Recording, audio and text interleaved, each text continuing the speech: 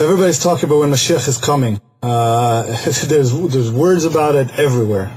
Everybody's looking forward to 2012, right? There's a movie coming out, Terminators, about redemption, or something like that. Everybody's waiting for Moshiach, right? Or the Messiah. Everybody's looking for redemption from exile, whatever that means. Some people saying it's the end of the world. Some people say it's the beginning of the world.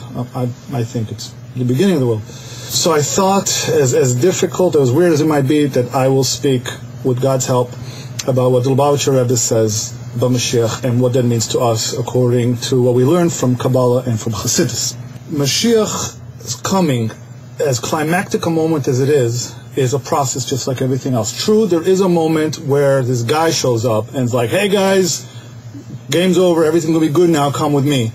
But I don't know about that so much. I do know about the process of redemption, which is a climactic moment that's been building up for 2,000 years of exile, more about where exile came from somewhere else. As far as redemption is concerned, here's what the Zohar, the Holy Zohar, and what Chassidus tells us. The Zohar, in Chelek Aleph Daf Kuf Yutes Amud Aleph, says that in the year 66, Mashiach will be revealed, and then he goes through a very cryptic and mystical description of the process of redemption, which, interestingly enough, ends halfway through Ein Gimel, which is the year 73.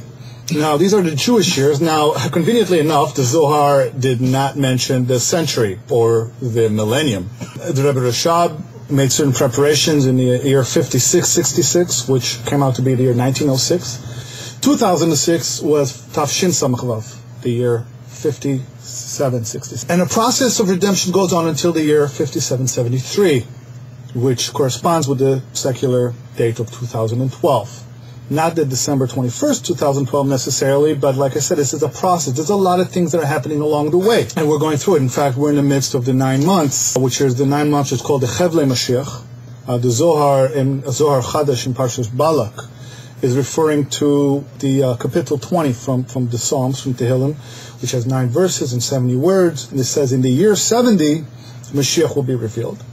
It's yet another stage along this timeline. Everybody's saying, it happened on this date, or it happened on that date, and that date passed, and what happened? Well, every date, which in Hebrew is called the ketz, every end of days, in Hebrew, corresponds to a certain waypoint in that process of redemption.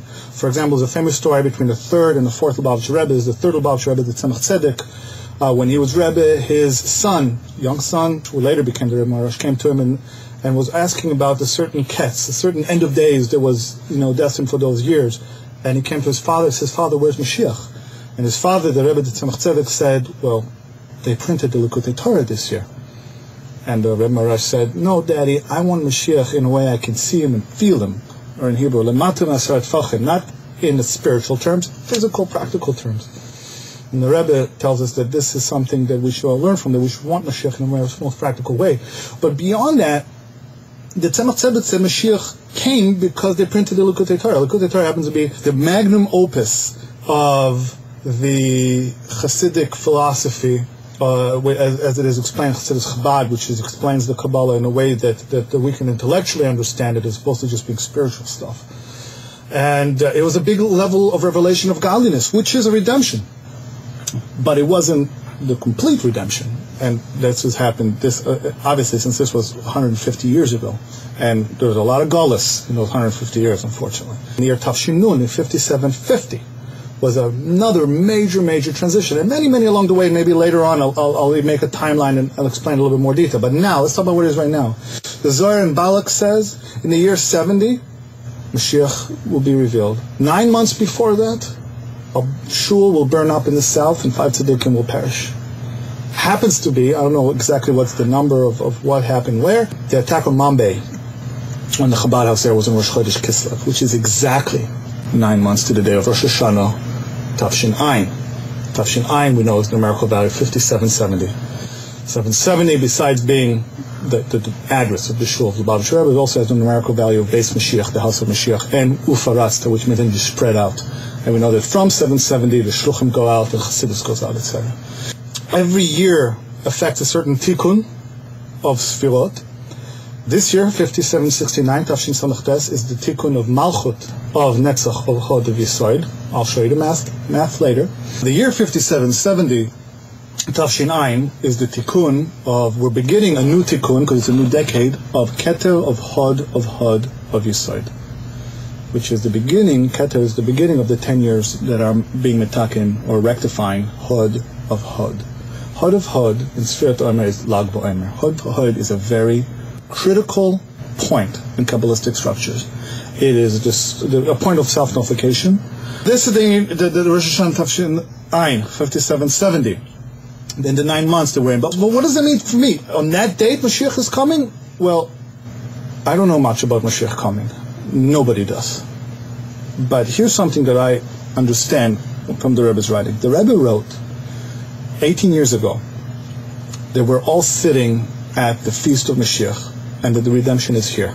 All we have to do is open our eyes. What?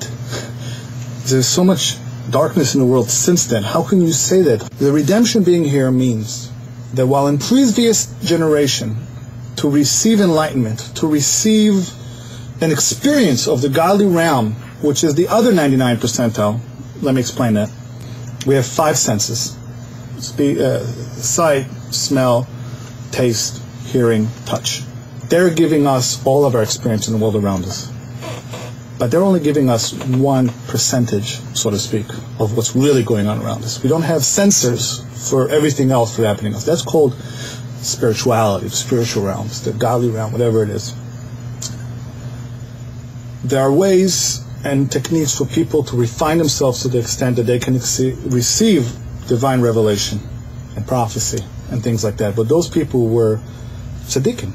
They're perfectly holy people. What does it mean, holy? They've refined themselves. They've conquered their own body, their own desire, and they control themselves in a way that they were perfected. And when a human being, not just Jews, but when a human being gets perfected, he is able to perceive the spiritual realm as well, and even the godly realm, which corresponds to the world of Atzilut. In previous generations, that was only available to the great Kabbalists and the great tzaddikim. Now, since the redemption is here, it's accessible to us. But it takes a lot of work. The work is in 3 things. Learning the secrets of the Torah, which are now spread and available for everybody, and everybody's allowed and even should be learning them, through internalizing the teachings and having it affect our behavior, which means control anger, love thy neighbor, and to change who we are. And the third, to meditate on godliness, using the meditations of the Kabbalists, and perceive and to spread and then teach others. And this is what we're hoping to do. So Moshiach is here in that sense, and we don't know about big cosmic things, but we know what we can do right now to make the world a better place. And it starts with learning. Thank you very much.